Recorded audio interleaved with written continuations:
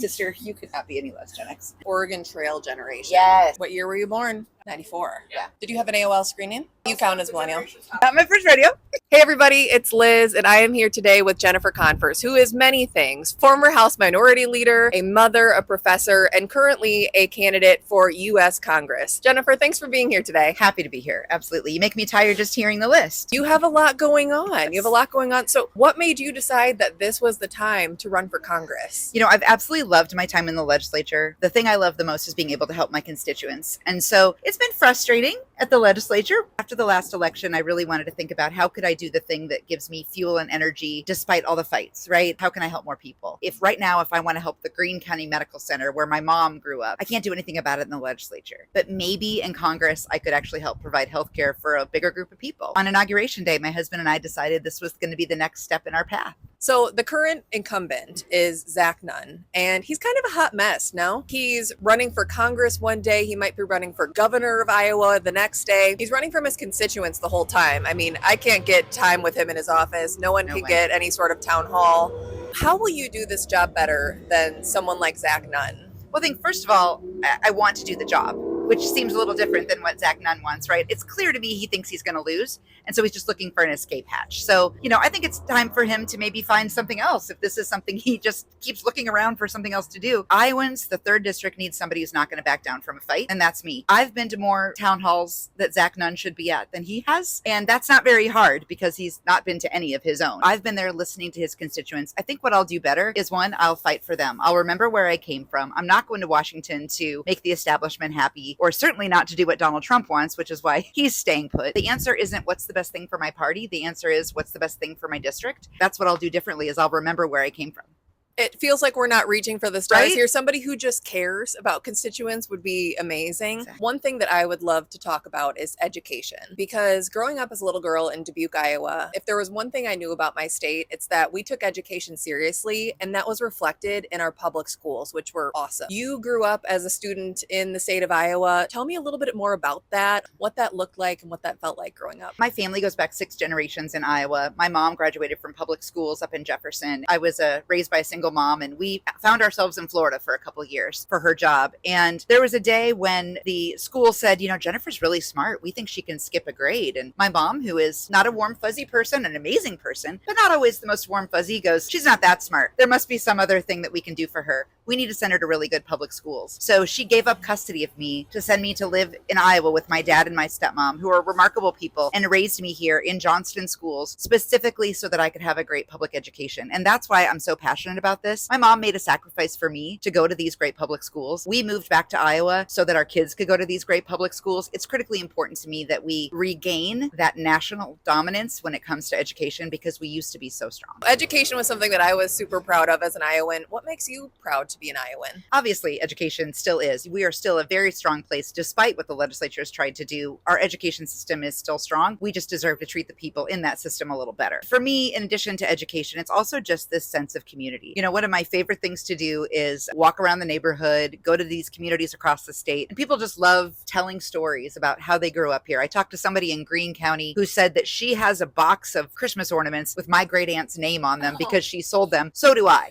right? Like, we're in Jefferson and I'm able to talk about this. We're able to connect about something like that. In Iowa, you're always a person away from someone that you know, and I love that community. We are proud of where we're from. We're proud to be here, and we're proud to make this state better. That's what I'm most proud of. I love that. And I love that you're proud to be an Iowan. I'm proud to be an Iowan, even when there are bad days, when there are bad bills that are passed. And speaking of, it really feels like Democrats in Iowa are facing an uphill battle when it comes to working against Republican bills that seemingly get more and more crazy, unhinged. What does that feel like, and what inspires you to get up every day and continue to do this work? I think that what's important is it's not just enough to get elected to office. You have to do the work for your constituents when you get there. And so even in the minority, you have to work across the aisle to get stuff done without sacrificing your beliefs or the beliefs of your district. So I've been able to do that. I've been able to make bad bills less bad that I then voted against. I've been able to stop some bad bills from making it across the way or making it to the floor. And that stuff doesn't make headlines, but it does help policy in the state. But at the end of the day, what gives me hope is the people that we serve. I know it sounds cheesy, but when I get the opportunity to talk to somebody who I helped back in the day, right? My first term, I met this gentleman named David at at the 4th of July parade in West Des Moines, and he told me, I remember how you helped me back my first term, and you really helped me make my workplace better, and I'll never forget that. That's the kind of stuff that now have made a difference, right? And David's life is a little bit better because of the work that I was able to help his government do for him. That's a pretty reassuring thing. So I have hope because of that. I have hope because of young people. I get to see young people all day at work. This state is better than the division that we're seeing, and I really think that people are ready for change. I'd have to agree with you. I think things have gotten a bit extreme in the past few years. I mean, education, as we discussed, was a huge point of pride for Iowans. Where do you think Republicans in their leadership dropped the ball on that? I think, again, it comes back to forgetting where you came from, right? They started answering to the governor, they started answering to donors, and they started answering to special interests. When you're not listening to the teachers in your district saying school vouchers are bad, when you're not listening to the superintendent saying the same thing, when you're not listening to your constituents who are saying, I want to have more OBGYN residents come to the state and they're not coming, right? When you're not listening to the people, you're listening to someone who's helping pay the bills or who's bullying you into taking a vote. I think they just forgot where they came from. And the ones who didn't got pushed out, right? Because they weren't going to vote with the governor. And that's pretty frustrating. I think that where they dropped the ball is forgetting who got them there and really stopping listening. That's, I think, what's happened a lot too. I hear all the time. I get emails from people saying, hey, I wrote to my representative and they haven't answered. Will you help me? And that is absolute abdication of your responsibility. But also, it's not a hard thing to do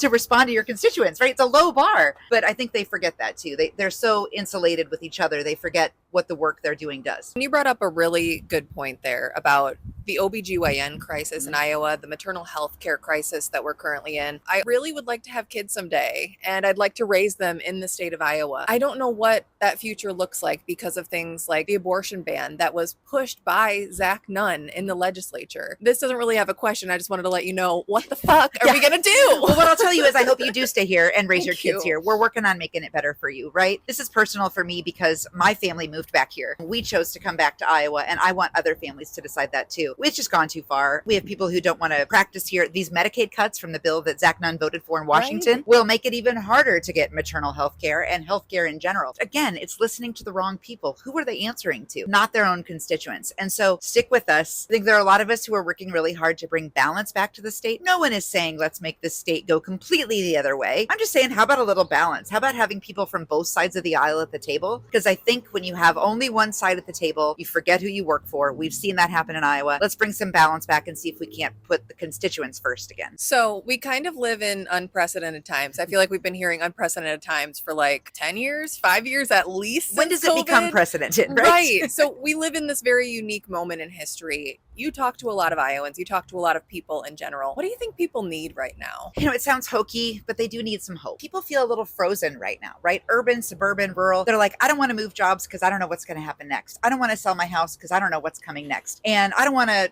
change schools because I don't know what's happening next. They deserve some predictability, but they also deserve some hope. And I think part of that is reminding people you have a voice. Your voice matters, even if it's to people who disagree with you. You have to make that voice heard, including Democrats. If you're a Democrat and you want to be mad at us, tell us so that we can be better at our jobs, right? It is making your voice heard, remembering your collective power, and remembering that just because something doesn't happen immediately doesn't mean it never will. And we're just chipping away at some of these things, right? If I gave up back when the race first got hard, back when state house races first got hard, right? I would have long since gone home. But because I stuck around, I was able to actually get things done. Did it make it the perfect place where I'm Speaker of the House and the state is blue and everything's amazing? Not yet. But it did the work that I think helped some people. And that's the measure we have to do. Our measure can't be how many headlines did we get? How many retweets did we get? It has to be how many people did we help today? And if that's what we focus on, I think at the end of the day, together, we can do this. But it's going to take all of us. What we've seen in recent elections in the state of Iowa that have gone really well for Democrats, or just the elections that we've seen across the country, when people are at the center of the message, they win. Really putting people's needs first is the way to go. And I really appreciate that about you. And I appreciate that about the work that you've done in our state. The only other thing I'll say about what you just said is that